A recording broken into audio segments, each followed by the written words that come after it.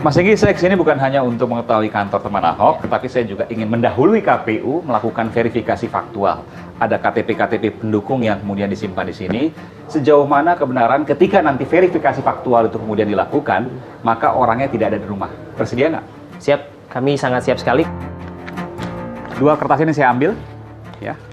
Dan saya akan coba datangi alamat ini. Adakah orangnya di sana atau memang akan kesulitan PPS nanti ketika melakukan verifikasi faktual atau datang ke rumah-rumah untuk mengecek langsung dukungan yang diberikan pada calon perseorangan.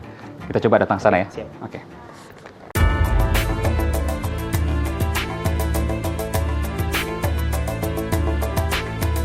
Kanan ke kiri lagi? Kiri, kanan, kiri, ada di kiri. Oke, siap. Makasih ya Pak ya. Terima kasih Pak. Permisi. Belok kanan, kanan lagi ke rumah ini. Oh ya, oke. Ya. Permisi.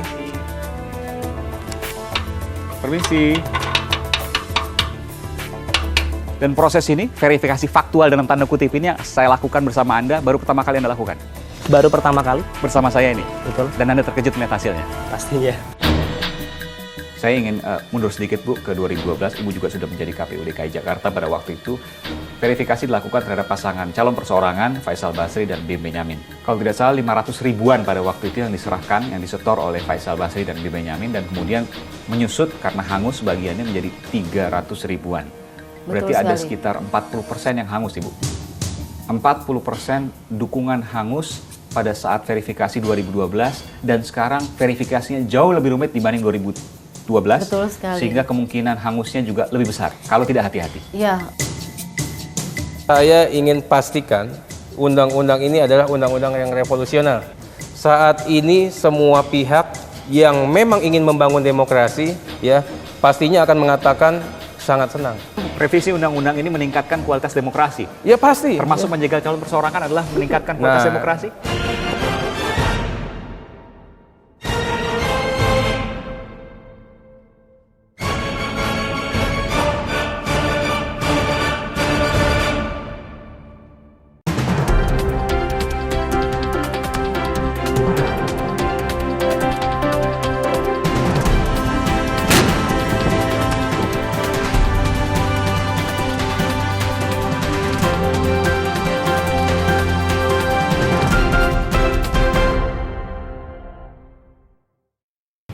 Palu parlemen sudah diketuk. Undang-undang pilkada yang baru setahun disahkan kembali diutak-utik. Ada banyak yang katakan penuh intrik. Calon perseorangan yang jadi sorotan. Verifikasi faktual, pengecekan langsung di lapangan, yang banyak ganjalan layaknya sensus penduduk. Saya mencoba mengecek langsung di lapangan, mendahului KPU. Bagaimana hasilnya? Saudara, inilah jebakan calon perseorangan. 100% PDI Perjuangan tidak akan mendukung pasangan calon gubernur atau wakil gubernur atau kepala daerah di seluruh Indonesia yang posisi politiknya partai mendukung calon perseorangan. Karena ini beda mazhab. Mazhab gotong royong itu partai politik turunannya, mazhab individualisme liberalisme turunannya adalah calon perseorangan. Jadi ini seperti minyak dan air, sehingga tidak mungkin, sekali lagi saya tegaskan, tidak mungkin rasanya PDI Perjuangan sebagai partai politik, apalagi partai politik pemenang pemilu di DKI Jakarta, posisi politiknya mendukung calon perseorangan. Ya sekarang saya putuskan ikut teman Ahok sekarang. Saya nggak mau anak muda ini kecewa gitu aja. Sekalipun ada kemungkinan PDIP marah, tahu-tahu anak-anak ini nggak bisa ngumpulin, terus kalau ada oknum KPUD nggak profesional. Silang pendapat antara Gubernur DKI Jakarta Basuki Cahayapurnama Ahok dengan PDI Perjuangan terus menyeruak. PDI Perjuangan singkat menyatakan tidak akan mendukung Ahok menduduki kembali kursi DKI 1. Sebab Ahok menolak diusung PDIP dan memilih maju secara independen alias perseorangan. Sama PAN, Hanura baik semua. Memilih untuk maju secara perseorangan memang bukan perkara mudah. Setahun sudah, teman Ahok memeras keringat mengumpulkan 1 juta KTP sebagai syarat dari Komisi Pemilihan Umum untuk mengajukan calon perseorangan, yakni Ahok. Namun saat jumlah KTP nyaris 1 juta, syarat lain pun kembali menghadang. Rancangan Undang-Undang Pemilihan Kepala Daerah yang akhirnya disahkan oleh DPR awal bulan ini memperketat proses penetapan calon perseorangan. Dukungan ini berubah tiap bulannya, termasuk pada syarat calon perseorangan. Mulai dari harus memiliki daftar di DPT Pilpres terakhir, hingga pada pemilih pemula yang baru tahun depan berhak memilih, harus terdaftar di lembaran daftar penduduk pemilih potensial pemilu atau DP4. Yang paling dikhawatirkan tidak hanya bagi pendukung calon perseorangan, tetapi juga pada penyelenggara pemilu KPU di daerah, adalah jeda waktu 3 hari antara petugas yang memeriksa dukungan calon perseorangan dengan batas waktu pendukung harus melapor bila tidak ditemui petugas. Metode ini disebut verifikasi faktual dan sama halnya dengan metode sensus penduduk. Petugas KPU harus menemui langsung setiap pendukung yang menyerahkan KTP-nya. Bila semua syarat ini tidak dipenuhi, maka dukungan calon perseorangan batal alias tak berlaku lagi. Di sisi lain, revisi Undang-Undang Pilkada yang baru disahkan DPR ini dinilai akan merusak independensi KPU sebagai penyelenggara pemilu. Sebab, KPU diharuskan berkonsultasi terlebih dahulu kepada DPR setiap kali akan menyusun peraturan. Berkeberatan, KPU dan pendukung calon perseorangan, teman Ahok diantaranya, akan mengajukan uji materi ke Mahkamah Konstitusi. Akankah Undang-Undang Pemilihan Kepala Daerah menjadi jebakan bagi calon perseorangan?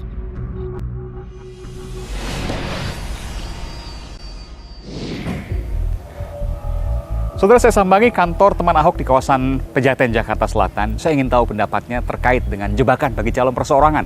Dan saya akan mendahului verifikasi KPU dengan mengecek langsung sensus rumah ke rumah dari KTP yang dimiliki oleh teman Ahok dari pendukungnya. Saya akan masuki kantor teman Ahok.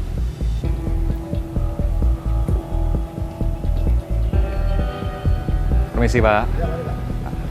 Permisi, Mas Singgi. Halo Mas Iman. Inilah Singgi Widyastono, Pendiri teman Ahok. pendiri teman Ahok. Iya, terima kasih. Siap. Saya boleh ganggu sebentar ya? Boleh. Obrak-abrik sedikit. Nah, ini kegiatannya tetap disiapkan satu formulir Iya. untuk orang yang mau mendaftar di sini. Betul. Jadi kalau ada orang yang langsung datang ke sini, kita siapkan formulir, mereka isi di sini. Terus juga ini bisa buat tanya-tanya sama beli merchandise kita di sini. Jadi sampai sekarang, sampai detik ini, sudah berapa jumlahnya? 950.000. 950.000? Iya. Tinggal 50.000 lagi? 50.000 lagi, hitungan 2 minggu ke depan lah kita selesai. Yakin banget. Yakin dong, kita targetkan sama Pak Ahok, ditargetkan sampai 20 Juni. Tapi kita yakin ya lewat-lewat sedikit tanggalnya, mudah-mudahan pas momen ulang tahun Jakarta kita bisa menempati 1 juta. Apa ancaman Pak Ahok kalau 20 Juni nggak terkumpul 1 juta? Sampai sekarang sih belum ada ancaman sama sekali. Tapi kita yakin Bapak konsisten, kita nagih janji Bapak supaya Bapak tetap independen. Karena mereka tetap ngotot minta nama sama saya, kalau bukan Jarot siapa untuk didukung independen. Dia tanya sama saya, Bapak lebih pilih mana? Saya bilang, kalau berbicara secara politik, ya saya ikut partai dong. Ini ibarat mobil lengkap, calonnya udah cocok. Tapi kalau berbicara semangat kalian, supaya kepercayaan kalian tidak runtuh pada politisi, kalau kalian bisa memenuhi misi ulang, ya silakan masukin nama Heru. Nah, kita tahu kan, kalau seandainya nggak sama teman Ahok, PDIP udah Ya. sikut-sikut dikit, sudah ajak-ajak dikit. Ya. Tapi kalau kita masih yakin, kita masih komitmen. Kalau kemarin Bapak bilang ya mau sama Pak Jarot, kita bilang sih cuman ya guyonan Bapak aja lah. Saya rasa Pak Ahok juga sudah lupa sama Pak Jarot. Yakin sudah lupa sama Pak Jarot? Yakin sekali. Saya punya data loh nih, Pak Ahok hari ini bicara. Jadi kalau ditanya saya lebih suka sama siapa? Saya bilang sama Jarot. Ya, kalau kita berpendapat guyonan aja Pak Jarot gitu. Jadi kita mikir Bapak itu lebih yakin dengan Pak Heru dengan 1 juta KTP yang sudah mendekati. Dan kita bilang Bapak sudah lupa dengan Pak Jarot. Simpelnya kayak gitu. Kemarin baru ketemu Bu Mega, kemarin baru ketemu petinggi-petinggi PDI Perjuangan. Pak Ahok bilang bahwa Pak Ahok orangnya Bu Mega, kemudian lebih nyaman dengan Pak Jarot ketimbang Pak Heru yang diusung oleh teman Ahok. Kalau Bapak, saya rasa Bapak dekat dengan siapa aja ya. Semua sahabat, Bu Mega, Pak Jokowi, dan Pak Jarot sekalipun, kami yakin Bapak tetap konsisten dengan kami lah. Apa yang disampaikan Ahok ke teman Ahok? Bapak bilang bahwa kalau kamu bisa ngumpulin 1 juta, saya janji saya akan tetap jalur independen. Itu yang Bapak janjikan. Dengan catatan 20 Juni sampai 20 juta? Iya. Kalau di atas 20 Juni, nggak ada yang bisa jamin? Kalau kami, Bapak sebenarnya Bapak cuma bilang bahwa targetnya sampai 20 Juni, tapi kami yakin di tanggal 22 Juni pas bertepatan dengan ulang tahun Jakarta, kami yakin kami bisa menempati 1 juta KTP. Itu hadiah buat Pak Ahok? Iya, sekaligus hadiah buat Jakarta. Hadiah buat Jakarta? Ya. Kan Jakarta bukan Pak Ahok aja, ada yang lain nanti. Tapi ini wujudnya. Dukungannya. Mas Singgi, boleh lihat back office-nya? Oke, kita lihat back office-nya. Oke, silakan Mas. Jadi nih, kantor back office dari teman Ahok. Iya, kita bilangnya sekretariat. Halo Mas. Halo. Mbak. Nggak hanya di depan, di sini ada lukisan-lukisan Ahok. Dua-duanya saya lihat sama. Kebetulan dua-duanya marah dan dua-duanya ada naga. Dua-duanya marah dan dua-duanya naga. Kita mengakui bahwa ya memang Bapak seperti itu. Mas Enggi, saya kesini bukan hanya untuk mengetahui kantor teman Ahok, tetapi saya juga ingin mendahului KPU melakukan verifikasi faktual. Ada KTP-KTP pendukung yang kemudian disimpan di sini. Saya akan menyamarkan nama KTP-nya, rumahnya, dan lain sebagainya, karena itu hanya teman Ahok dan KPU yang berhak tahu. Tapi saya mengetahui sejauh mana kebenaran ketika nanti verifikasi faktual itu kemudian dilakukan, maka orangnya tidak ada di rumah. Bersedia nggak? Siap, kami sangat siap sekali karena data yang kami punya kami yakin real sekali. Real? Ya. Dan saya harus pilih secara acak. Oke. Saya akan pilih acak, nggak usah jauh-jauh lah, di kecamatan ini aja, kecamatan Minggu. Pasar Minggu ya. Boleh ya? Di mana Jakarta Selatan? Oke, Jakarta Selatan ini Barat Selatan, kita tadi Oh, di bawah, cek di bawah. Oke, saya bantu. Ya.